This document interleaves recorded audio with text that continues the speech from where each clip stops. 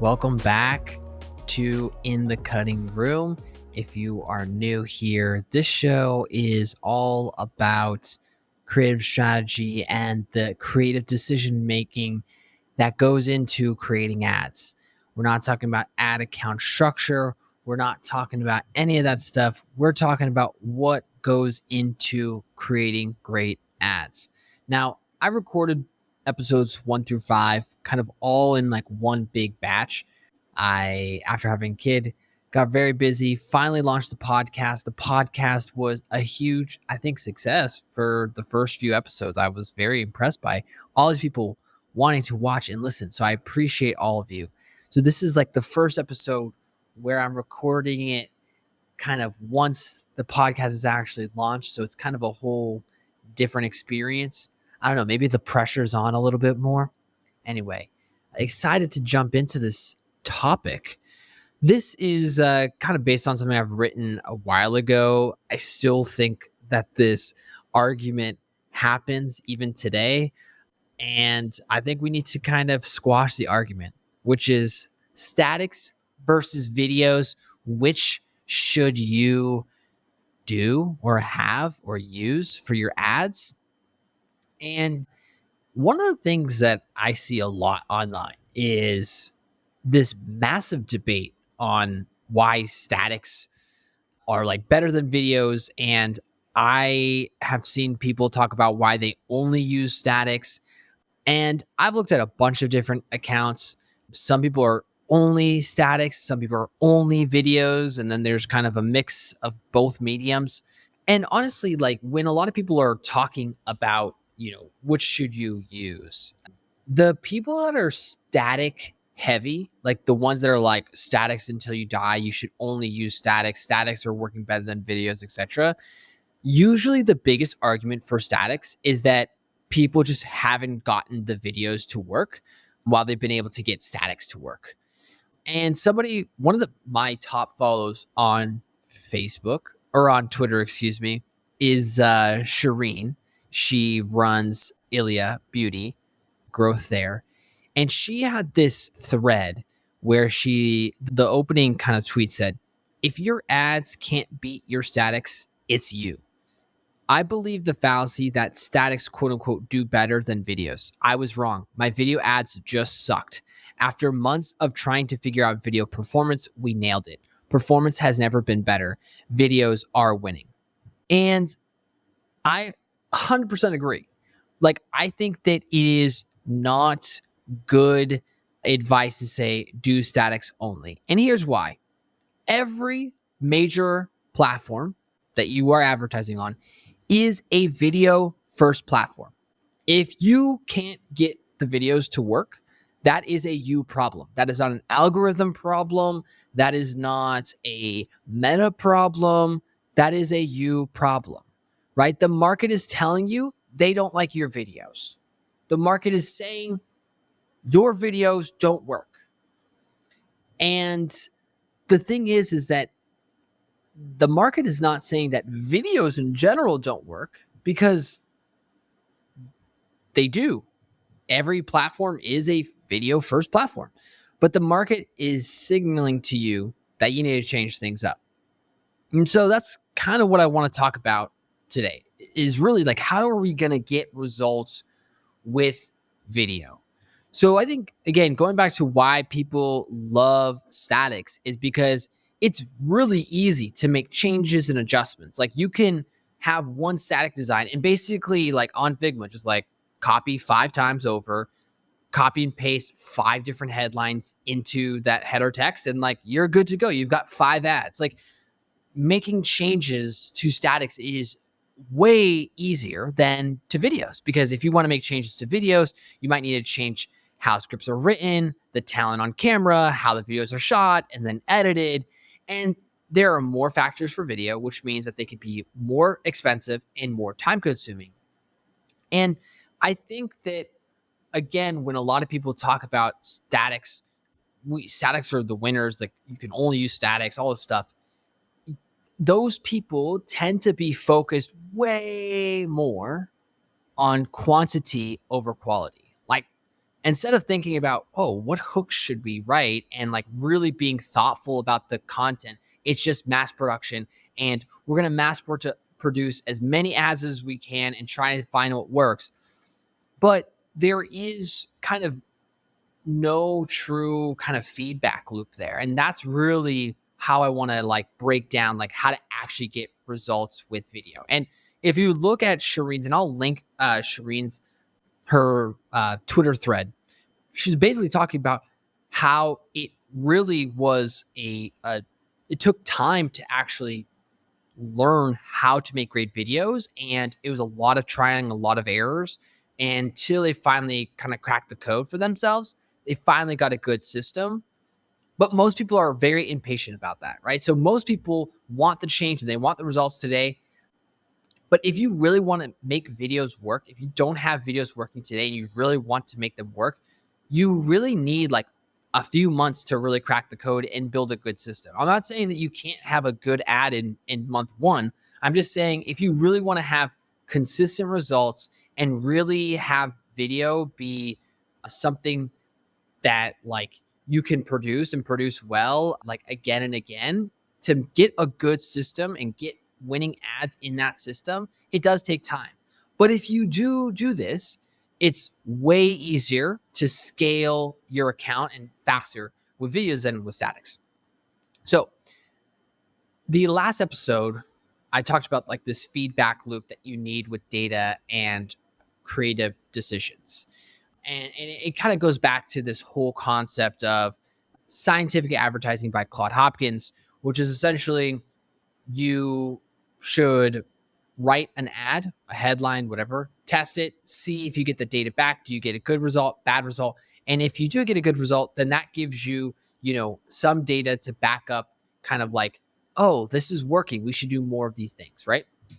Now, the thing about getting videos to work, and this is honestly the reason where most people just kind of miss out on getting videos to work. They're like, this video didn't work, and then they just kind of move on, is that they don't actually rewatch the ad. Let me say that again. Most people are not actually rewatching their ads. So we spend so much time getting all this data and like getting all this stuff to be like, we are, look at all my dashboards and all this stuff. And yet we're not actually going back, watching the ad and letting that data inform decisions, right? And that is the thing that's missing a lot. And so if you really want videos to work, you need to understand why this ad is not working. Like, dissect the shots. What was that shot? Did it do well? Yes or no? Was that shot clear? How was the talent? How were they on camera? How did they say the lines? Did they say something that was not as in depth as you would have liked it? Anything else on camera? If you don't have a postmortem with your content, you will not learn or improve. Okay? So the key is that most people are struggling with video. The people that are struggling with video are just blindly throwing out creative and hope that they hit the jackpot. But they've never been like methodical on getting videos to work. So something to think about. Content changes on organic platforms, right? We are advertising on organic platforms. There are paid segments on this organic platform, but for the most part, it's an organic platform. People are consuming content there, and that content changes all the time. So should your ads, right? So you have to always be adapting your ads to the present time. So what's working a year ago might not work now. That's not going to be always true for every single account, but the point is that if you want to get videos to work, you always need to be seeing how does your content fit into these different platforms, what's working, what's not working. And again, videos have to work. This is a video first platform. So videos have to work. You just need to get better at making them. If some videos have worked before, but then not anymore, like there's times where people are like, oh, well, videos worked, but now they don't work anymore.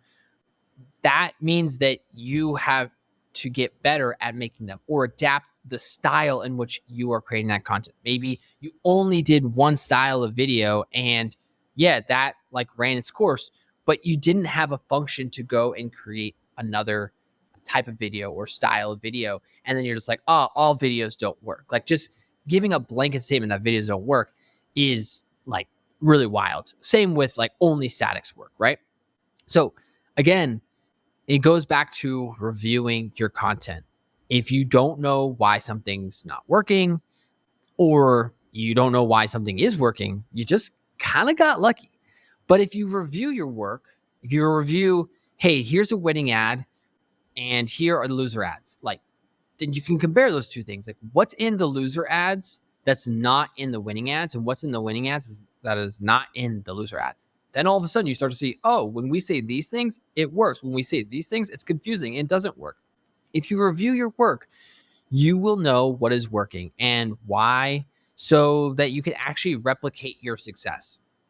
And I think that like as we talk about videos, what I want to be clear is that statics are like the question really at the end of the day then becomes like, are statics necessary? Absolutely. Statics are necessary too. Statics are, they're awesome. They're dope. They're great. I love statics. I'm just making the case that if you are saying that videos don't work, I will say that that is a you problem, right? You need to be developing videos, but you do absolutely need to be developing statics. Statics can have great skill. Statics can spend a lot of money. I'm not saying that they cannot, but videos are the thing that you need if you want to really truly scale your account. Now, going into statics, how can statics help you with video? That is the key. I think that you want to have visual diversity in your ad account, but also use statics to your advantage, right?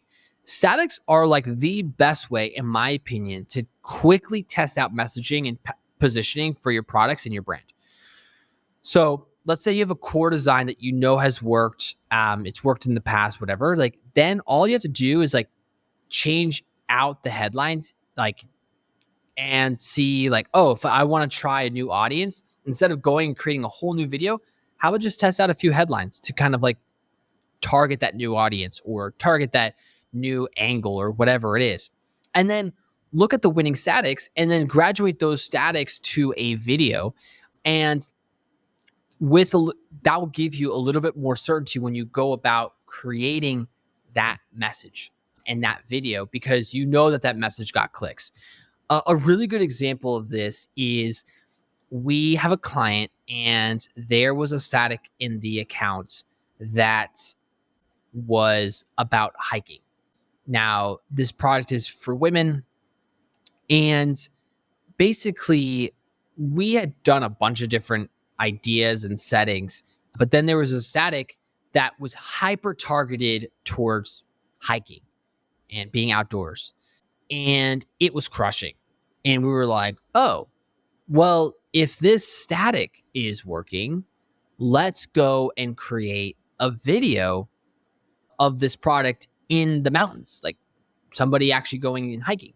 This gave us so much more confidence to go and create that video because we already had high signal that, hey, one of the top performing statics is hyper targeted towards hiking. This is clearly a need or a use case that is creating a lot of buzz and traction for the brand.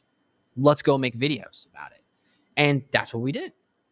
And instead of like, who would have known that, like, okay, going to making a hiking video, that's like not like super easy to do, right? And that there's a lot to make of it. And most of the time people be like, like that seems like a complicated idea. Maybe let's not do it this month. And then they just don't do it. We were able to prove out that test via a static, super easy to make. Nobody had to go out and hike. And then we got people to go and hike and shoot a video with way more confidence, knowing that, hey, this is going to work.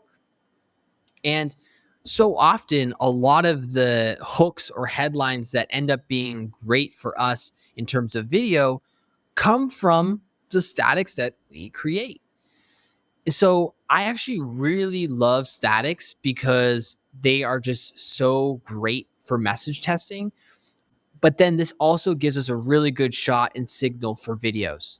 But at the end of the day, if you're thinking statics versus videos, what should I do? You should do both. And you really need to figure out how both can actually work because both should be working, right? The way people consume media is one, mainly video, but two, they do, especially on Instagram, love photos, love to see photos, love to see different memes, things like that. There are a lot of static placements. And we need to make sure that our account actually has those static placements. And just at the core of it, if you don't have video running, you are not able to run ads where majority of eyeballs are, which is like a crazy thing to think about, right? So like if people are on watching reels and you don't have a reel because you don't have videos, that's like where most people are in on Instagram, right? And so just like thinking about that practically, you need to figure out how videos work.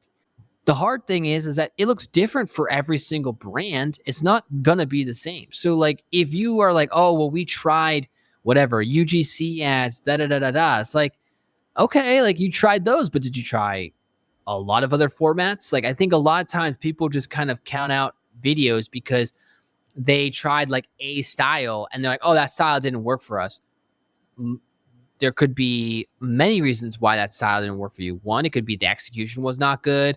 It could be that like that's not the format or style for your brand. And it can be very different, right? So some brands are going to be great with founder-led videos. Others don't need them. Some are going to be great with a lot of mashups and customer kind of like UGC. Others, you need really high-end videos. I've seen everything in terms of styles work. It's just a matter of finding what videos work for you. And you've got to go and do that work. But I think to do that work, you got to use data to help inform your creative decisions. And most of all, go and rewatch the videos with that data. So watch your videos with the data. And I've made 5 episodes right before this on how to do that, exactly how to do that. But you must do it so that you can find what's working, what's not working. I don't think that you need to iterate on ads to like 9 iterations, but you do need to use some sort of data to give you feedback on, hey, this is working, this is not working. In the next episode, little sneak peek, I'm going to actually break down how to do creative testing. Like I actually think that I have figured out the defining, like how to define creative testing once and for all. I think that's what I'm going to name the next podcast is defining creative testing once and for all, because I think that there is a lot of discrepancy on this. And I think that discrepancy, which I'll define in the next episode, is kind of the reason why people have given up on video at times. I think there's a lot of people who tried video and they're like, oh, this doesn't work, because I think they were iterating and testing on the wrong things and not the right things. So I'm going to define creative testing in the next episode, but I will leave you with this. As I've said, we are on video first platforms. Every single social media platform wants their consumer, the viewers, the people, the users, to be on their platform for as long as possible. And they are going to do that with the formats in mediums that will make people stay there for the longest. And right now, that is video. So if you do not have video, where most eyeballs are looking at on these social media platforms, and you're only running statics, you're literally missing out on like majority of the attention. Not even because your ads are good or bad, just because the format. So if these are not working for you, you need to find ways for it to work. That's it. That's what we got. Next week is going to be another spicy one. I think this is a spicy conversation already, but I know that next week is going to be super helpful. If you're leaving this conversation, leaving this time thinking, well, okay, how do I use data? How do I figure this out? What does creative testing really look like? I'm going to define it once and for all next week. But also, there's 5 episodes prior to this to kind of break down this whole system that I just talked about. If you want to create a great system, I did a 5-part series on how to do all of that, right? This is just kind of that in-between episode for some other things to come. But next week, we're defining creative strategy. Thank you so much for anybody that's listened. Like, I truly just made this show for the just basically to train the people that work with me at Goto Studios. And I said, let me just share it publicly.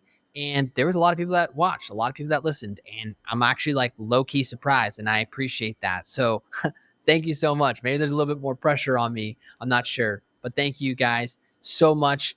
You can check us out on YouTube, subscribe, Spotify, Apple Podcasts, all the things, all the places. That's it. Thanks, y'all. Peace.